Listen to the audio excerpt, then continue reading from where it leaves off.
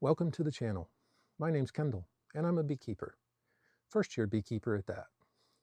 This channel is going to be about my journey as a beekeeper and what happens as a beekeeper. The good, the bad, the ugly, the successes, the failures, and everything in between. I'll bring you along when I can and show you what I do as a beekeeper. It's generally going to be real life, real beekeeping. Simple as that. So how did I want to become a beekeeper? Well, as a kid, I got stung a lot because I played outside in bare feet. And we had clover all over the yard, and there were honeybees everywhere all over the yard. Some of them were actually yellow jackets, some were honeybees. But either way, I got stung. So I know I'm not allergic to bees, so that's a plus. But the last couple of years, I started thinking about that could be interesting. I can credit part of that to a couple of YouTube channels I watched. First one I ever found was a guy in Australia called the Bush Bee Man. Funny guy. He's no longer producing bee information, but all his videos are still out there on his channel. Just look him up, the Bush Bee Man. He actually had a TV show in Australia that he and his son produced. Very funny man. Good beekeeper too. And then I went looking for more, and I found Yappy Bee Man out of Louisiana, 625 Dirt Rooster, Dave Burns, Canadian Beekeepers blog, who's a commercial guy. And I found a few others here and there that I started following and kind of started listening to and just started learning. Nowadays, I've narrowed it down because I've been looking for beekeepers that are putting out good information, that are giving me information for my area, or at least comparable weather, which is important, and just ones that I actually like as far as the content they're putting out and how they handle themselves, and if they're a good personality, so to speak. You know, if they're very dull, I may not watch them very much. Just being honest. So lately, I've been changing things up, and I'm starting to follow some guys that are a little more educational. I've been trying to find some more of those as opposed to just guys doing beekeeping.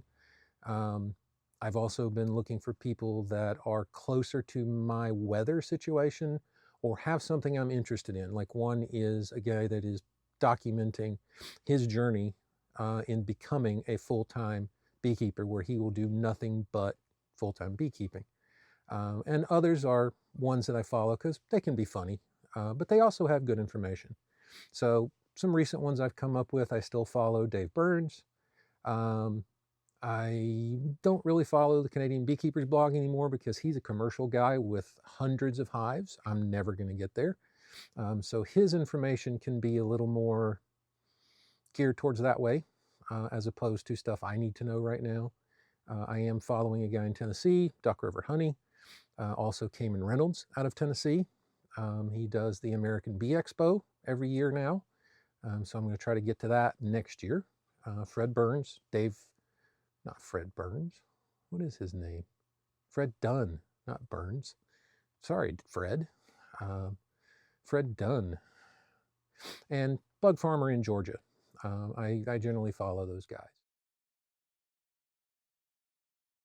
As I got into watching these videos and learning more and more and more, I decided I really want to get into this. So I looked for local beekeeping groups about 9 months after.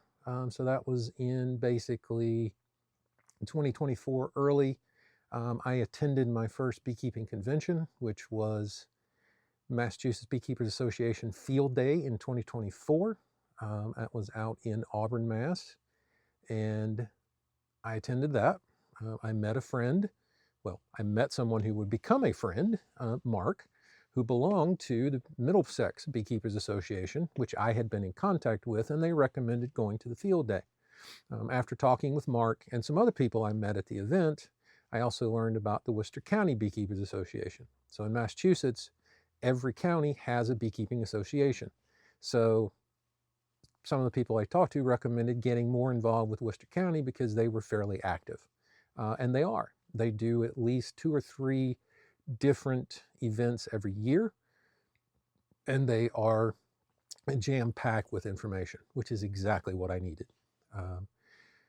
So fall of 2024, I attended some WCBA events, which led into 2025.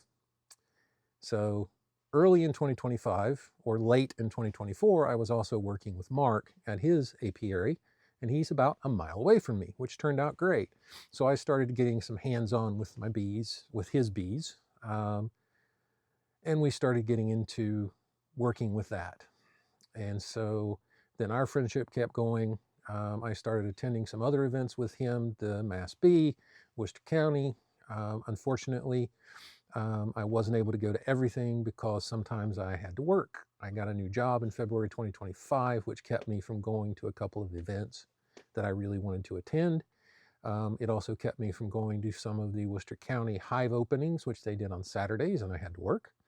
And it just kind of led me to think, you know, beekeeping is something I want to do. Here's where that led me in 2025. I purchased from Worcester County beekeepers 2 nukes, which are nucleus colonies, which are little 5-frame nucleus colonies of bees that you can use to start a new hive. I purchased 2 of those from Worcester County, who got them from a company called the Bee Farm or Merrimack Apiaries here in Massachusetts, and they were shipped up from Louisiana. I know, Louisiana bees in Massachusetts. How can they survive? Bees survive. They really do. So I got those 2 nukes in early June, kind of late. I won't make that mistake this year. Had issues with both over the summer. Got a mentor named Christoph out of the Worcester County Beekeepers. He came over, we looked through things. We ended up returning one of the nukes totally. We got one of the nukes requeened, and they gave me a new queen. So that got everything back on track. I had a visitor in August/September that was visiting Mark. He came in and recommended I split my hives. They were doing fairly well, and he said, well, I could split them up into 2 more hives. So I did that. I made a mistake with the 4th one, ended up killing the queen because I made a mistake. So I joined hives 3 and 4 back together into one hive as hive 3, and now I have 3 hives in my backyard. And I'll show you some pictures at the end of this so you can see what's going on. But you'll see what my apiary looks like, and I may even share some things for the future. That might be another video.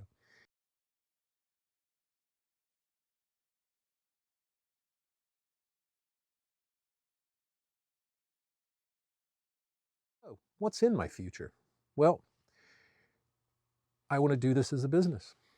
I really do. I have to start small. So, first thing I need to do, I need to learn how to take care of my bees. I've kind of referred to myself as a bee haver right now. I have the bees, I've been working with them, but I'm not really a beekeeper. I think you have to be a beekeeper, you have to be able to keep your bees alive over the winter. So when it comes around till next year and all or some of my hives survive, I will personally consider myself a beekeeper. So let's hope that that happens. If that happens, I'll have some bees I can work with to end up making some new beehives. So that's the next plan, is to get a couple of new hives out of the ones I already have. And so I can do that with what I have available in the spring next year. So that's where I'm headed. There are some other things coming down the line, but I think I'll leave that for another video. Since this is just an intro video for the channel, we'll leave that to another video for the future. And we'll talk about that in December maybe. So for now, I want to sign off from the channel, Bees in Framingham. So now you know. See you soon.